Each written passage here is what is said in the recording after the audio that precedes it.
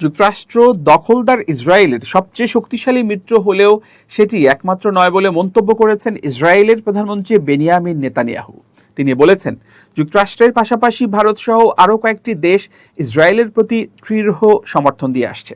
মার্কিন সংবাদ মাধ্যম ফক্স নিউজকে দেয়া এক সাক্ষাৎকারে নেতানিয়াহু বলেন, আমাদের আরও কিছু বন্ধু আছে, যেমন ভারত নামের সেই ছোট্ট একটি দেশ। তাদের জনসংখ্যা 140 কোটিরও বেশি, আর সেখানে আমরা অসাধারণ সমর্থন পাই।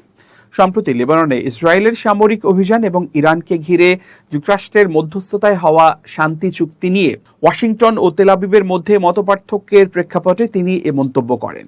যুক্তরাষ্ট্রের ভাইস প্রেসিডেন্ট জেডি ভ্যান্স সম্প্রতি বলেছিলেন, যুক্তরাষ্ট্রই ইসরায়েলের একমাত্র শক্তিশালী মিত্র।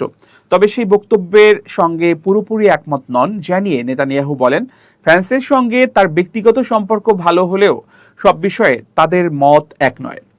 একই সাক্ষাৎকারে মার্কিন প্রেসিডেন্ট ডোনাল্ড ট্রাম্পের সঙ্গে সম্পর্কের অবনতি হয়েছে এমন ধারণাও উড়িয়ে দেন ইসরায়েলি প্রধানমন্ত্রী। ট্রাম্পকে তিনি হোয়াইট হাউসে ইসরায়েলের পাওয়া সবচেয়ে বড় বন্ধু বলে উল্লেখ করেন। এর আগে জেডি ভ্যান্স ইরানের সঙ্গে হওয়া শান্তি চুক্তির পক্ষে অবস্থান নিয়ে বলেন, কয়েক মাসের সংঘাতের অবসান, হরমুজ প্রণালী পুনরায় উন্মুক্ত করা এবং বৃহত্তর আঞ্চলিক সংলাপের ভিত্তি তৈরির লক্ষ্যেই এই উদ্যোগ নেওয়া হয়েছে। তিনি আরও বলেন, ইসরায়েলের প্রতিরক্ষায় ব্যবহৃত অস্ত্রের প্রায় 2/3 যুক্তরাষ্ট্রে তৈরি এবং সেগুলো মার্কিন করদাতাদের অর্থায়নে সরবরাহ করা হয়েছে। লেবাননে ইসরায়েলের সাম্প্রতিক সামরিক অভিযান নিয়েও সমালোচনা করেন ফ্রান্স।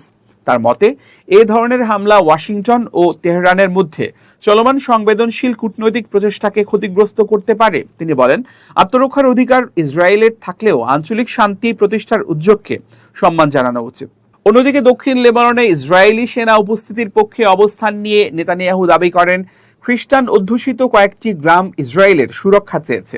তার ভাষায়, আপনি যদি শান্তি চান তাহলে যারা আপনাকে ধ্বংস করতে চায় তাদের বিরুদ্ধে নিজেদের রক্ষা করার সক্ষমতাও থাকতে হবে।